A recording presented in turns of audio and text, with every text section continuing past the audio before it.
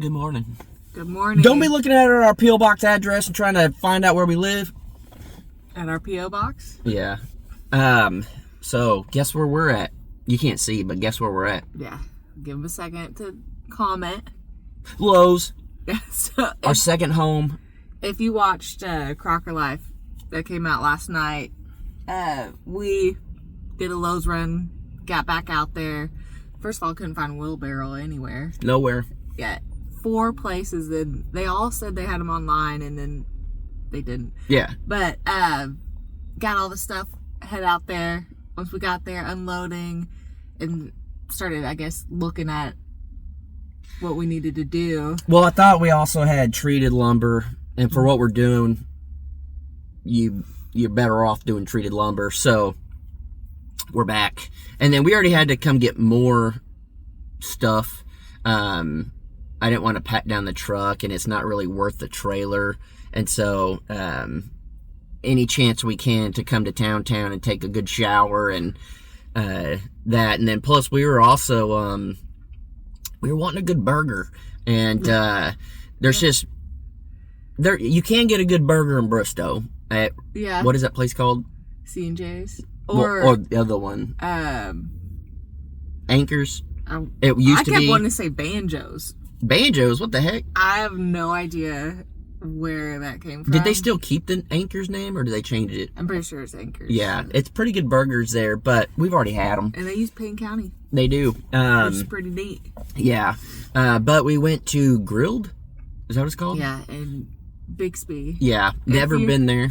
Yeah, if you live in Bixby or around, I guess it's somewhat new. Try it.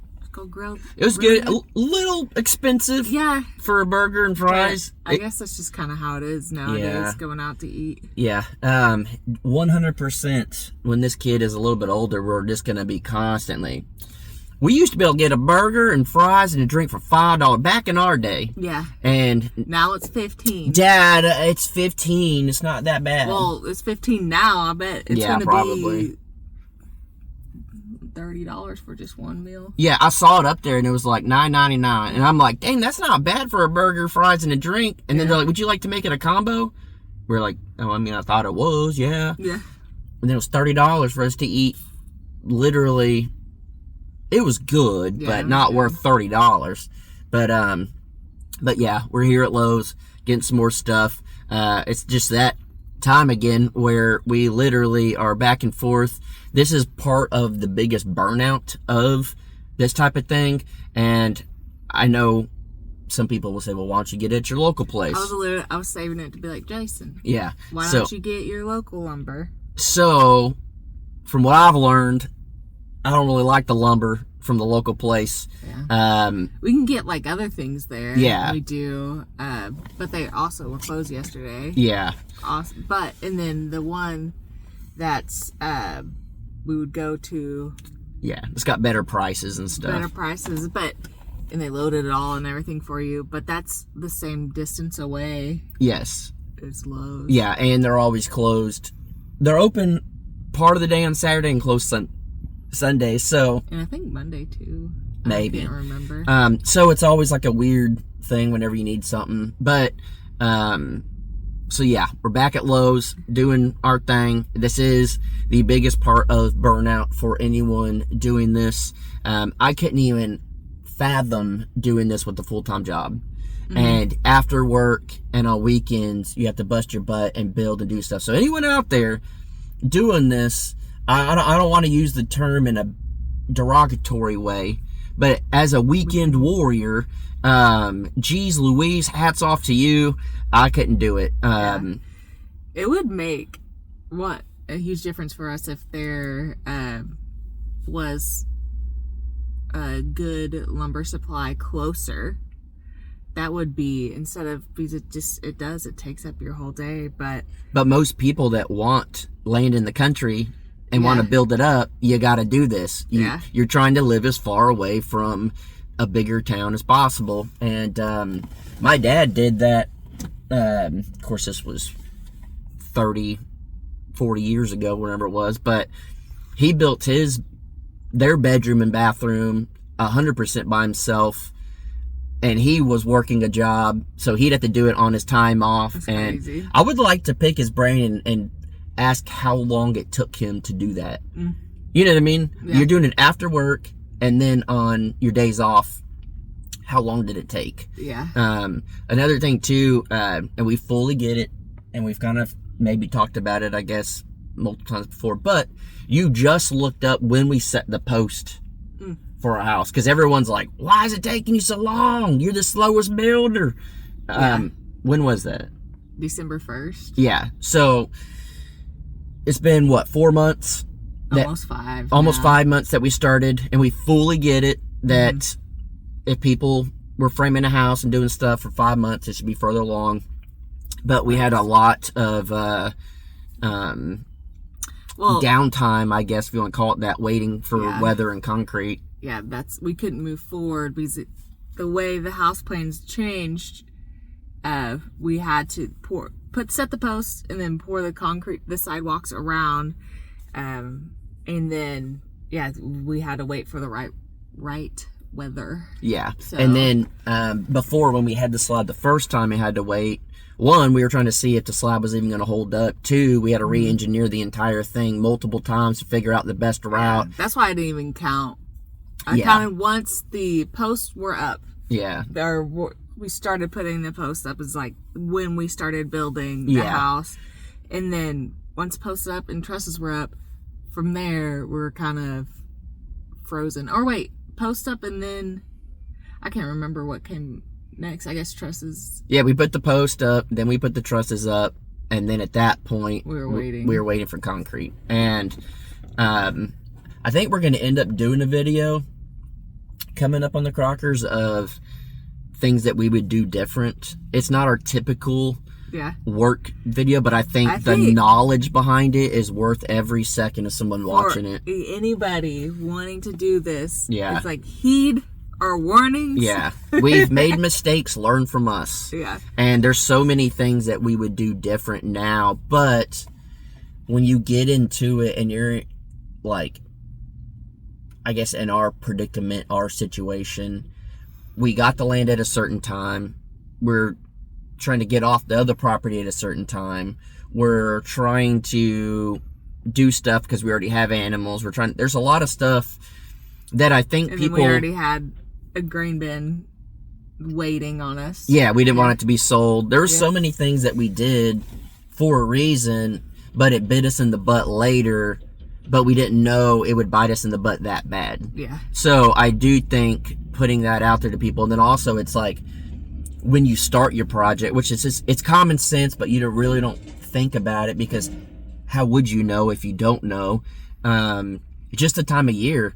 I had no idea. I figured there might be something that's like, okay, you probably don't want to pour concrete when it's -2 outside. But I also didn't think that it had to be like not freezing or the whole top would come off or crack or shatter or whatever. I didn't know that just extra water and concrete would make the top come off. I didn't know there's so many things that I've learned along the way that's why I say hindsight very knowledgeable is 2020. Yeah. Obviously, anything you do, when it's all said and done, if you look back and you can tell yourself, hey, do this differently, it would definitely be better.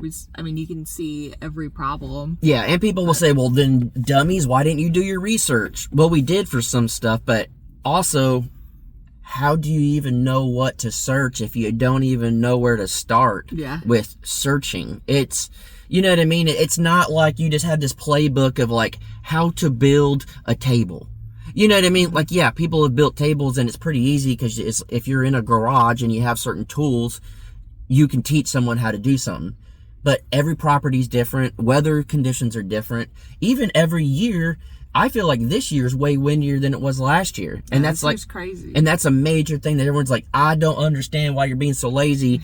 Put the roof metal on, then you can put all your tools and everything underneath and it'll stay dry. First off, it probably won't stay dry because the wall's 15, 16 feet high and rain will come in the sides. Second, the big reason why, and people are actually commenting back to people is like, I guess you missed the video and they've talked about it, is that you're going to make a massive area for when to get under and just yank that sucker out. And it's not because we built it wrong, and it's not because anything like that. Literally, we talked about this before. They're rebuilding a huge shop right now off the highway that got destroyed in heavy winds not long ago. And they had it all framed up and were started putting metal on, and it demolished it. And that's a professional crew. They were out there with huge cranes putting it up. But I mean, also, it's just long story short, we say this all the time. We're learning as we go with everything, basically, and we do, again, like Jason said, we look stuff up, but we're gonna mess up. We're not professionals. We more than not, we're probably gonna mess up, and that's okay. It's frustrating, but we figure it out. The good thing, though, the thing is, we don't let it stop us. You know what I'm saying? We may take a break. The thing, though, is, and this is common sense, but people don't think about it. It's always good to fail, and it's always good to mess up because if you learn from it.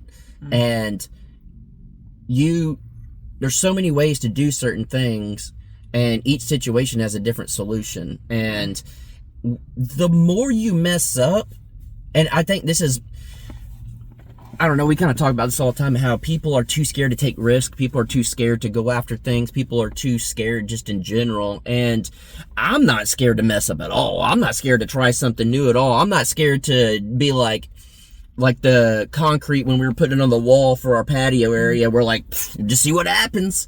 You know what I mean? Because it like messed up instantly. We're like, nope, let's see what happens.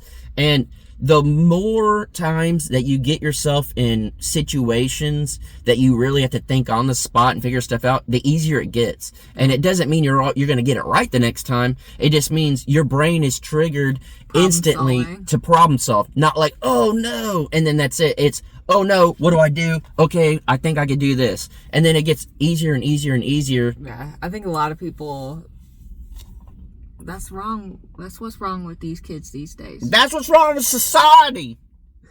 Is people aren't using their problem solving skills, or common sense. Getting something and they just quit, and it's like, no, you gotta sit in and figure it out. Yeah. And then it's truly, the more problems you solve, it just does something to your brain. Yeah, and like another thing too is, I know we don't explain a lot in our videos, especially on the Crockers. I don't have time for that. I used to do it all the time, and then people would be like, you just talk too much, just work.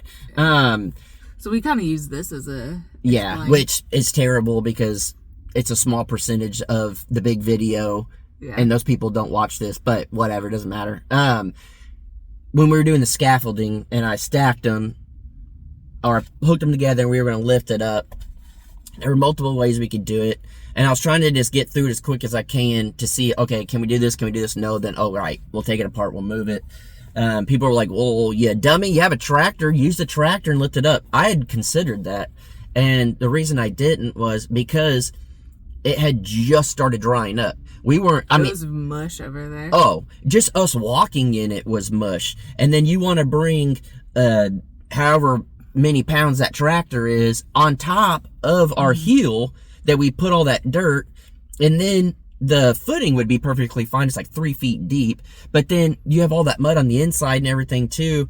I didn't want to do all that just to lift the scaffolding, because then I had to go back and fix all the ground, and what if for some reason it got stuck? Like, I'm not doing all that. I'd rather spend 2 minutes trying to lift it. It didn't work, we'll take it apart, we'll do it. But people watch a video and they're like, man, this guy is stupid, which I get. We didn't explain it, and I am stupid a lot of times, but it's more of like, we have the common sense to do that. We had the common sense. There was multiple ways we could have done it, and I could have explained it. I just also have learned, even if you explain it, people don't listen. Not everybody, but you can explain stuff, and then literally in the same video, people will ask you the exact question. It's like, I already addressed that in the video.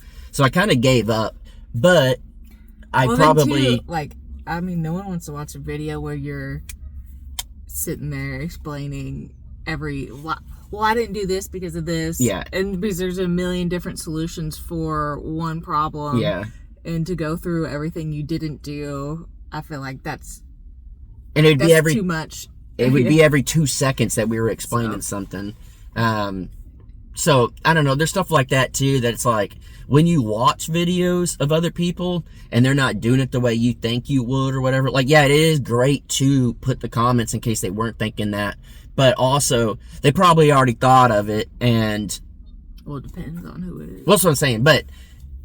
Put it in there in case they didn't think of it, but there is a good chance that someone already thought about it, because if people are living this lifestyle and they've already like accomplished things, they probably kind of know what they're doing. It just may not fit that time scenario and that type of thing.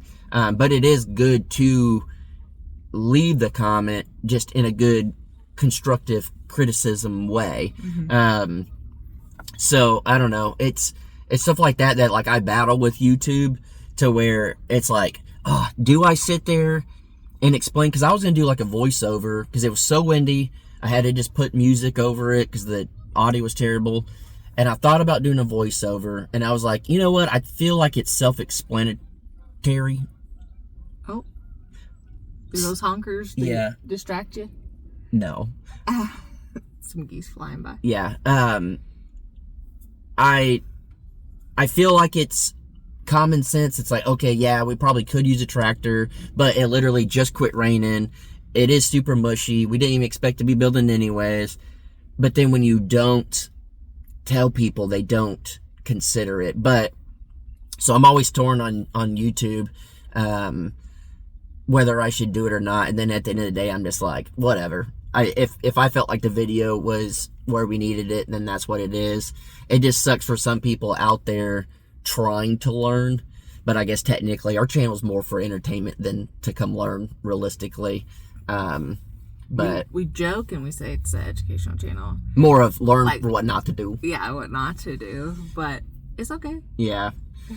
But we're here at Lowe's. I got to run in real quick. And have a baby appointment soon. Yes. So that'll be exciting. You guys will get updates soon on that front. Yeah. Yeah. Yeah. And I don't know. I do realize also, because I've been thinking about this, the Crocker channel is not what the Crocker channel always was. We were very more day to day. You kind of get you get more out of us, I guess. And then we kind of broke it up to where more of that's on the Crocker life now. And then the Crockers is mainly like strictly building. And I'm curious, because you guys are the loyals. Does that even cross your mind, or you're just like cool with seeing, all right, the Crocker's just the building part of it now. Crocker life is more of like the day to day. Has that even like crossed your heads of like, why did they switch the platform up a little bit? Why is the Crockers now just mainly just straight building? I kind of enjoy it that way, because we're not, we just focus straight on the building. And then Crocker Life, we just kind of do our own thing, whatever that may be. Yeah, because Crocker Life doesn't have to be like a polished video or shot like perfect and or it doesn't. Or whatever. It's just. It also doesn't even have to be like a certain anything. It's just. It could be if we're cooking, we're cooking. If we're building something, we're building something. If we're just walking around, we're walking around. Yeah. And I like the simplicity of it. There's a lot of stuff too that, like, building wise, if we had a videographer, things would go so much quicker.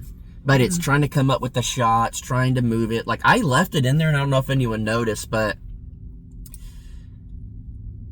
I climbed up the scaffolding. I got up there. I put the board, make sure it fit, and then I climbed all the way down. Then I moved the camera. Then I climbed back up. Then I put the same board back up. Then I screwed it in, and then I climbed down, and then I moved the camera. I always ask, too. I'm like, do you want me to film? Well, yeah, and you would. Yeah. Back. But now, with you being pregnant, I just prefer her just to sit there and chill and whatever. Which I can film. But yes, but I'm just saying, in general, over the years, a lot more can be done if I could just focus on that. But it's just more of trying to get the shots up and down, do that stuff. So, again, I'm saying this not really for us, but for other channels you watch. If these people... if you could tell, like, one person's always filming, one person's always building, that's great. But if you see somebody that builds and moves the camera around and does stuff, and they're getting a lot of progress done. I mean, so much respect to those people. That I don't think people understand how much work goes into YouTube behind the scenes, and everyone does it different. But I think it would be such a cool thing if you guys were able to experience that, of how much these people have to think outside to make it look like when you watch a video, you forget that they're the ones moving the camera around. Well, you know? Some people, it's like watching a movie. You don't want to know. It takes away what you're watching. You don't want to know everything that's going on behind the scenes. Some people don't like behind the scenes stuff. They just want to watch the movie, the magic of the movie. If they know what it took to get it done, sometimes it takes away from it. Yeah, I guess that's not what I'm not really talking about that, I guess, but it's just more if y'all knew how much work went into it to make it seem like a movie, to where you don't even know the struggle of it. I think you guys would be fully impressed, especially if it's people. I think people are impressed with you. I'm not talking about me. I'm talking about channels that get a lot done in their video, and it giving them a little kudos. Yeah, and it looks like they never even skipped a beat as far as like how many times the camera had to move, and they're the ones doing it, and then they got to turn around and edit and do all this stuff. I don't know, it's a lot, and I have nothing but respect for these people that go full blown. And now that we've always been into camping and stuff, but we watch a little more camping videos and stuff, and same thing. I mean, it's almost even worse because you got to drive real far away and then come back, and then you got to get your drone out. And some people that you know by themselves are like driving trails and flying a drone, and there's a lot that goes into YouTube. And when you see these channels that do all this, like, it's just so much respect for people that put in the time and effort. And YouTube is not an easy thing, and we've talked about that. And YouTube can be an easy thing when you take the easy way out. But when you see people put all this effort into their videos, even I've seen people put so much effort in their videos and they're getting no views. I have just more respect for those people, knowing that that's an investment in what they want and stuff. When you, like, just nothing drives me more crazy than someone taking the easy way out. And I don't know. I guess this is my shout out to anyone that's doing YouTube or y'all watch these channels. I challenge you guys. Y'all don't have to comment on here at the end of the video if you made it this far. I want y'all to comment on a video that you watched today that you were very impressed with how much effort they put into it, and comment down below. And you don't have to comment on like, man, your work today was great, or you built that so great. I promise you, if you leave a comment that's like, holy cow, how much effort you put into this video, I could tell in your editing and how much you moved the camera and you told the story and you edited to the music good, that will mean so much more to these creators than you will ever think, and it'll motivate them to do it even more. Yeah. So spread the positivity. Yeah, that's my goal for y'all today. Encouragement. Yeah, is if you watch a video today and you're very much impressed, not so much of what they built or what they did, but how they told the story and filmed it, comment and let them know that you see the effort they put into it. And I promise it'll make a massive difference to that person as a content creator, because it's easy to for that stuff to get overlooked. So that's my challenge. If you made it this far, you don't have to comment that. I would love spread it somewhere to somebody else. So running Lowe's, get stuff. We got to drive all the way back and get building and stuff so we can get this done. We got more rain coming this week, which I'm tired of. I'm over it. Today's like the last full day of work before an entire week, if not more, of rain. Yeah, so we'll see how it goes. All right, guys. Bye.